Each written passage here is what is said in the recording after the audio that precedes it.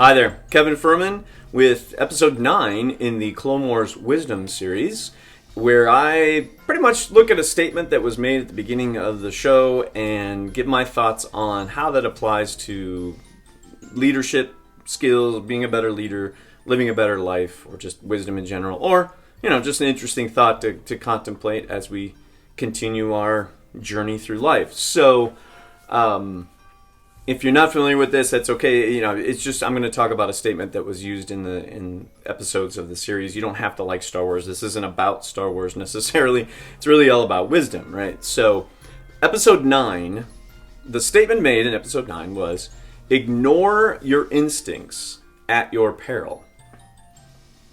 Okay, so, the way that it's worded, my first thought was, ignore your instincts. Well, that's not good. Don't ignore your instincts, right? At your peril. So it's not really backwards or anything, but it's a interesting way to phrase it. It's an interesting phrasing, right? So they're saying, hey, it's bad. Don't ignore your instincts. Okay, let's get into that. So instincts. Now, there are more than a handful of people, I think, out there that when you start talking about instinct, their reaction is sort of, okay, I guess, whatever. I mean, let's use reason, right? Let's reason this out. Let's talk it through. We don't need to just kind of go with our gut and hope for the best, right? I think there's more than a handful of people that when they hear the word instinct, it turns into, well, I'm just going to do whatever and I'm not going to think about it. That's not what instinct necessarily means. And it might be for certain cases, I guess, right? So if you're sort of in a very perilous situation, if you will, like if an animal's attacking you, right? You're not going to necessarily be trying to overanalyze the best move. You're going to just take action. You're going to go with your gut, like, I got to go, or I got to fight, right? It's going to be, as some people say, you're going to be using the lizard brain part of your brain where you either fight it or you run, and that's it. You don't necessarily think through a lot of other options at that moment when you're, faced with something that drastic. All right, now let's set that aside and let's just talk about normal day and things go on. So instinct, I think, is a lot more about tuning in to your senses. And I mean that because there are people that are more attuned to sound. There are people that are more attuned to sight, more smell, more touch, and some taste. Okay, so all of our senses, and they tend to connect more with other people around those senses. Now, there's two main ones for me, and it's sight and sound. And I don't know which one's more for me. I know both are very important to me. When people speak, I hear what they're saying, but I also hear the cadence of the way they speak, the rhythmic component of it, how it all connects or doesn't.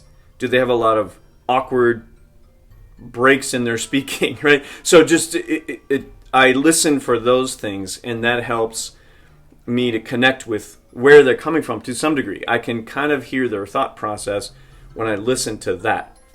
And it's not something I consciously do all the time. It's always happening. I happen to be trained as a musician, so that comes from that training. But it's also, I think, innate. I think that's part of why I was drawn to music, is that I do hear sounds distinctly, right? I'm attuned to sound a lot. And also the sight one, I am a visual learner. So when I learn things, it's easier for me to see it and see what I'm trying to, do that. I can imagine things well too and all that, but I'm best with reading. If I need information, I'd rather read it than hear it from somebody. Although hearing is not bad, right? I don't know which one's first or second, but both of those work together pretty well. I can say I don't think my sense of smell is very good at all. Actually, I think compared to most people, it's like sort of being smell blind or something. Like I'm not as I don't think I do. It's hard to know, right? How do you know what you smell? I'm sure it could be tested. It's never been an issue. Like, I smell, but I just don't know if it's as much. And then as far as taste, same sort of thing. I think it's less than most people. But okay, notwithstanding, whatever. So the thing about that, I guess, okay, so not that you need to know everything about me, but I bring all that up because it might help you identify maybe which senses you connect with. And another thing about this, and because it's talking about ignoring your instincts, so I'm bringing this up so that you understand, well, where does my instinct come from, right? Some people talk about the third eye or your chakra, or there's all kinds of different ways to kind of talk about your inner being, your higher self. There's lots of analogies or concepts that people use to talk about this world of instinct, and it's not all connected. And I don't mean that a chakra is instinct. It's not what I'm trying to say, but they're connected in the sense of your instinct comes from listening to that inner self, your inner being, and our senses are one way to connect with that. So that's where I'm going with this today. So, knowing what your instinct sense generally is can help you tune into it, right? And then that way you can sort of see what's going on.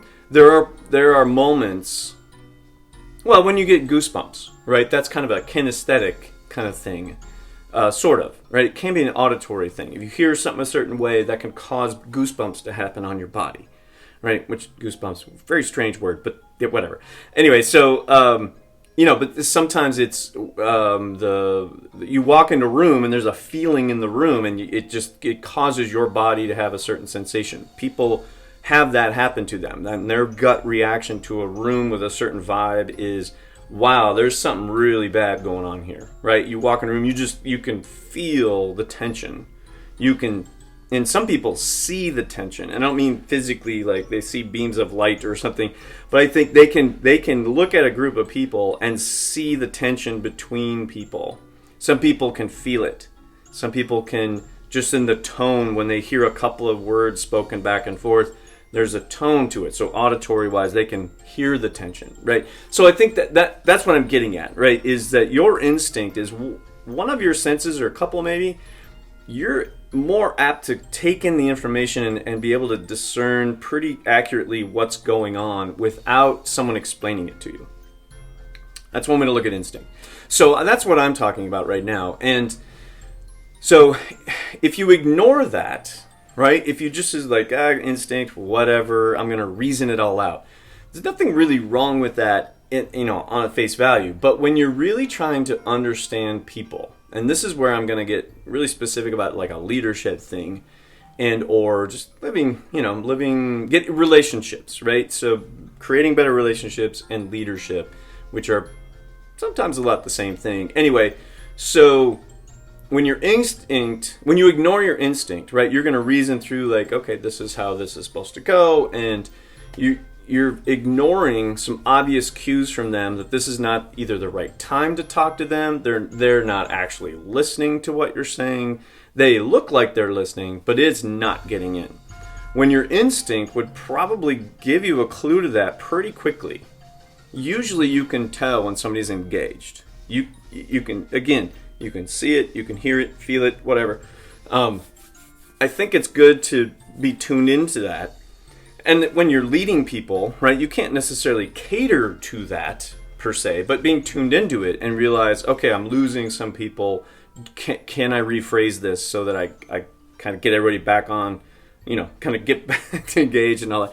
Or do I need to just stop and check in with people? All right, what's going on? Everything, what can I do to clarify this for you? Because I'm not sure this connected. So tell me more what you need to make this make sense.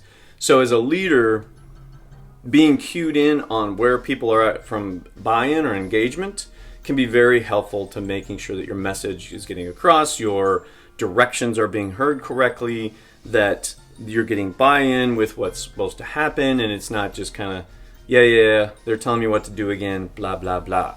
Which, hopefully that's not really happening, but, people are all over the place, right? They got stuff going on in their lives. It's not, you don't just, most people don't just show up for work and they're just this open vessel for you to tell them what to do. That's not usually how human beings work. Human beings are complicated. There's all kinds of things going on in their brains all the time. And just because they show up for the job or work or the project or whatever that you got going on with them doesn't mean that they're 100% there right now, right? And so I think if you ignore your instinct, the peril is you're not going to connect, it's not going to go well, and you're going to have to, go over it some more, spend more time with it, be inefficient with your time with training or with explaining things or creating a better relationship, right? If you ignore that instinct, maybe what you're saying is actually causing them to feel disconnected from you in a relationship standpoint, or leadership to, management or whatever. So instinct can actually clue you in on, this is not, is this a good time? Should we talk about this now? Right? Maybe better times, what can I do to help? Right? So that right there, just being cued in enough to say, okay, this is not connecting. What can I do to help you? That right there, in and of itself, can create a stronger relationship than just understanding where they're coming from and saying the right thing and doing the right thing at the right time and all. All that's great, but being aware of what is actually happening for the other person is part of cueing in on your instinct. So ignoring those instinct is at your peril, in the sense of what I'm shedding light on here is the relationship. So the relationship's in peril, or it's unraveling, it's deteriorating if you're not cued in on what's appropriate at the moment, right? And sometimes what's appropriate at the moment is to just go, right? There is no one answer to all this. It's just being aware of the situation and being appropriate to where people are as much as you possibly can. The more you're cued in with your instinct, realizing that it's not necessarily the answer to everything, but you're just aware. It makes you more aware of what is happening with people. And you can make a better call on what is appropriate right now. What is the appropriate response right now, given where they are and where they're at, and what I'm getting from you is this. And then, as another sidebar, this could be a chance for you to check in. Hey, I'm kind of getting the vibe that you're, really struggling. What's going on? Can I help in some way? At least offering, right? If they say no, I'm fine. Okay, all right. Well, if you need anything, I'm here. We can sort stuff out, right? I want to make sure you're okay, so that we're able to do our thing, and that can really kind of help people go, well, actually, I got a thing going on, and I am kind of struggling. Do you have a few minutes? Yeah, I got a few minutes. Or, hey, how about we set up a time? I can't right now. I'd love, that would be a little awkward. Why don't you offer to help, right? So be appropriate. But just, if somebody comes to you, hey, I'm struggling, hey, right now I got a call, but how about we schedule a time and let's definitely, you and me, one-on-one, let's get it sorted. Let's find out what's going on. Let me see if I can help. So anyway, so that was a few things kind of tangentially connected to this whole idea of not ignoring your instinct, right? So being aware of other people, situations, whatever, is usually instinctual at first, and that can be very instructive on where to go next. It can be very helpful to check in. So if you're kind of getting, I don't know what's going on here. Okay, well, it's time to ask questions and not assume. So I think this is good. You're right. So overall, really good thing. And be careful that the word instinct doesn't just turn into, I don't know, whatever. I don't know what that means. Right, just check in, right? And my thought on it is, check in with your senses, right? Maybe that's a clue into how you think about instinct. All right, hopefully that was helpful. Give me a shout if you like, and let me know if I can help in any way. And that is episode 9. Take care. We'll see you next time.